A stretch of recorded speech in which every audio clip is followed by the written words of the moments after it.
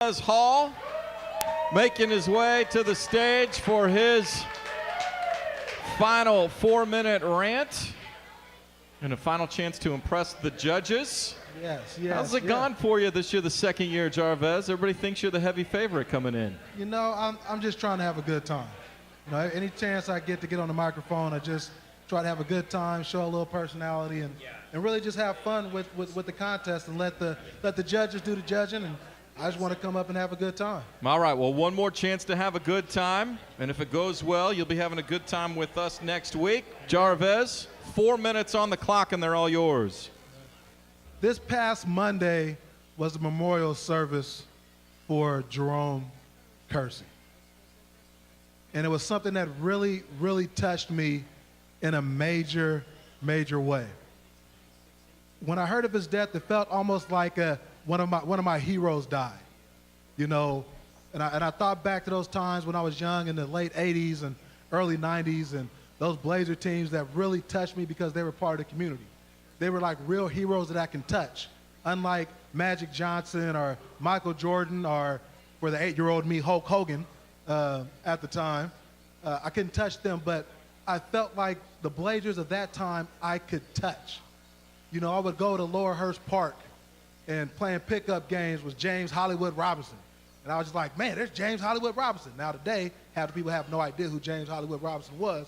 But to me at the time, to really see a Blazer actually playing a pickup game was the coolest thing in the world. And the fact that Jerome Kersey and Buck Williams and Kevin Duckworth came to my school at Sabin Elementary and talked to us, and we really felt that we could be champions too.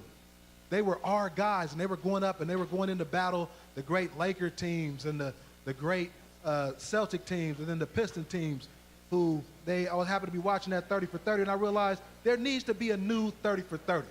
There needs to be a 30 for 30 for the champion that almost was, and that was the Blazers of the late 80s and early 90s, headlined by Jerome Kersey. The fact that he came out as a second-round pick and made his way to be an all-star and eventual NBA champion helped me believe that I could be someone, and not only be somebody, but I can be somebody living right here in Portland, Oregon. I didn't have to move to a big city. I didn't have to move to a big market. I could be successful and be admired and be a part of the community here in Portland, Oregon. And Jerome Kersey is the one who gave me that hope. I look back in some of my old things, and I was excited because I had a Jerome Kersey glass from Dairy Queen. They had the Dairy Queen mug, they had Jerome Kersey, and they had Uncle Cliff. You had to call him Uncle Cliff Robinson. You couldn't call him Cliff Robinson. He was always Uncle Cliff. And I think the time with the Jail Blazers kind of broke that connection, but that was a time when you really felt you knew the Blazers. You can go walk up and talk to them. They lived in the community. You knew where Jerome Kersey lived. You knew where Jerome Kersey went to church. You knew what Jerome Kersey stood for and what he had to say. And sometimes in sports now, we don't always have that connection. And that's the thing I would really miss most about Jerome Kersey. Beyond the fact that he helped me believe that I could be someone greater than I was right here in Portland, but that I can be connected with a community while being a professional. And I had to take this moment of personal privilege while I have the microphone to impress upon you that you too can be more than you are and be right here in the city of Roses. You too can be a champion. You too can be an all-star. And those are the things that I take from Jerome Kersey. Doesn't matter if you were a second-round pick. Doesn't matter if you're the last guy on the roster. You could go out and give it every last bit that you have, and you will undoubtedly leave a mark on your community, on the fans, on the public in general. So in the spirit of Jerome Kersey, I hope that one day after they make that 30 for 30, the champion that almost was, and I hope they interview me to be a part of it.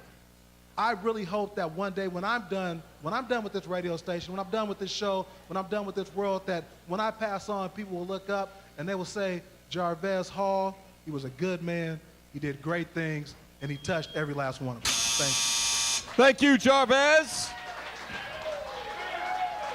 Kind of a fitting way to wrap up this entire competition, Isaac. So money. Dude, I love you. I just think you're the best. I've said that for several weeks, and here's the reason. The reason is like we go throughout our lives, right? We all have our work and our whatever else, wherever else we hang out, and home life, and the people that really end up mattering to us are the people we go deeper with, right?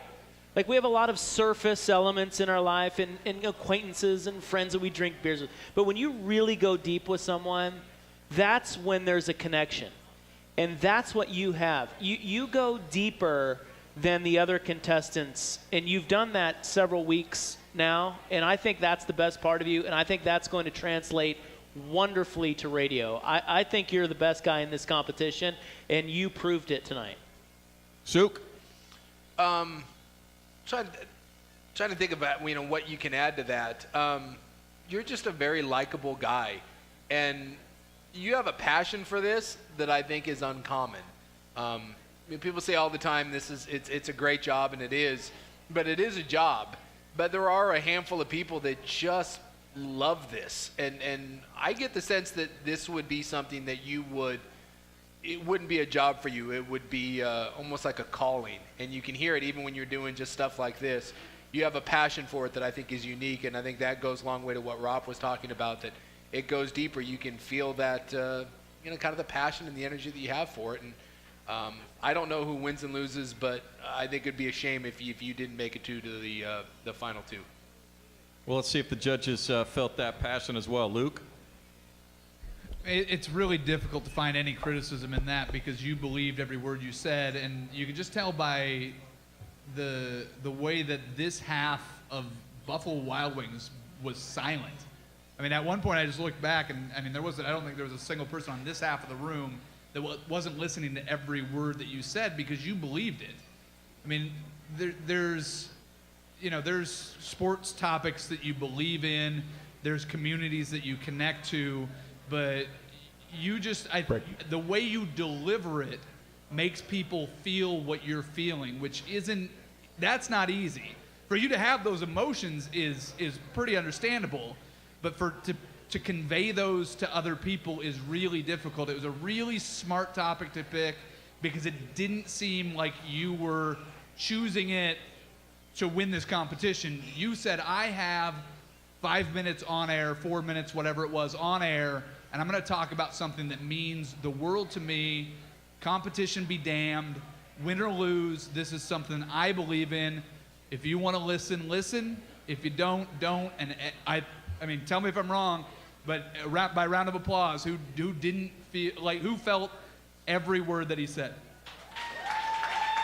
I think that's your answer. Is as I looked around at other people's faces, I know how you made me come along for your story, and that's rare. Not a lot of people can do that. So great job, Dusty. You picked a topic that can be really preachy, but you didn't come off as preachy at all. I thought you nailed it. You didn't go over the top with it, which is an easy thing to do, and a lot of people do it. I thought you did a very nice job of putting it all together and nailed it. Well done, Jarvez. I will also add that last year we felt that you would have won the competition had you not flamed out in that one segment that you did last year. And since you made it through to the Final Four, I think all of us kind of feel that the same way, that, this is your competition to lose. Thank you. There you have it. Well done, Jarvez. Thank you.